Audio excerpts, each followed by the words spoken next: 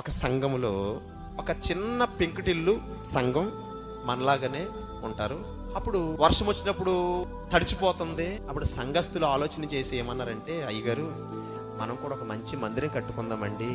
అప్పుడు పాస్టర్ గారు అన్నారు, మందిరం కట్టాలంటే డబ్బు కావాలి కదా, మరి డబ్బులు అంటే సరే మేము కానుకలు వేసుకుంటామండి అని మేమని చెప్పి ఇంచుమించుగా ఒక 6 లక్షలు పోగేశారంట. ఎన్ని లక్షలు పోగేశారు? 6 లక్షలు పోగేశారు. 6 లక్షలు కూడా పాస్టర్ గారి దగ్గర వచ్చిన డబ్బులు. అప్పుడు ఎవరో ఒకళ్ళు సలహా ఇచ్చారు, ఇంతకే పాస్టర్ గారికి పిల్లలు లేరు. ఎవరు లేరు? పిల్లలు లేరు.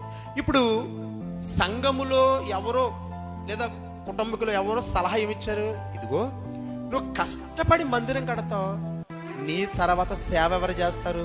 మరి ఆ మందిరం కట్టడం ఎందుకు? నీకు ఇప్పుడు 60 సంవత్సరాలు ఉన్నాయి, నీకు పిల్లలు లేరు, నువ్వు కష్టపడి మందిరం కడతావు, నువ్వు చచ్చిపోయిన తర్వాత సేవ ఎవరు చేస్తారో నీకు తెలియదు కదా, మందిరం కట్టడం వేస్ట్. అప్పుడు ఏం చేయాలి? ఆ పోగేసిన డబ్బులతో ఇల్లు కట్టుకున్నాడు పాస్టర్ గారు.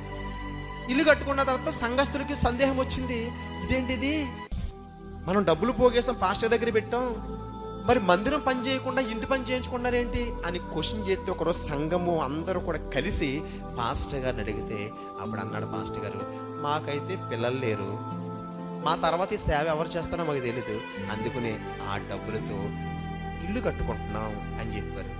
ఇక చూడండి, సంఘస్థులు ఏడవాలో మానాలో తెలియక ఇల్లు కట్టుకోవడానికి ఇచ్చింది. ఏమంటే చాలా మంది సేవకి స్థలాలు ఇచ్చిన వారు ఉన్నారు, లక్షలు ఇచ్చిన వారు ఉన్నారు, ఐటమ్స్ డొనేట్ చేసిన వారు ఉన్నారు. ఎందుకు చేస్తున్నారు?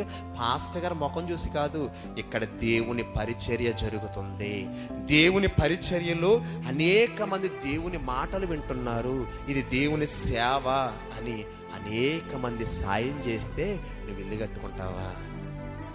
ఆయన ఆలోచన ఏంటి?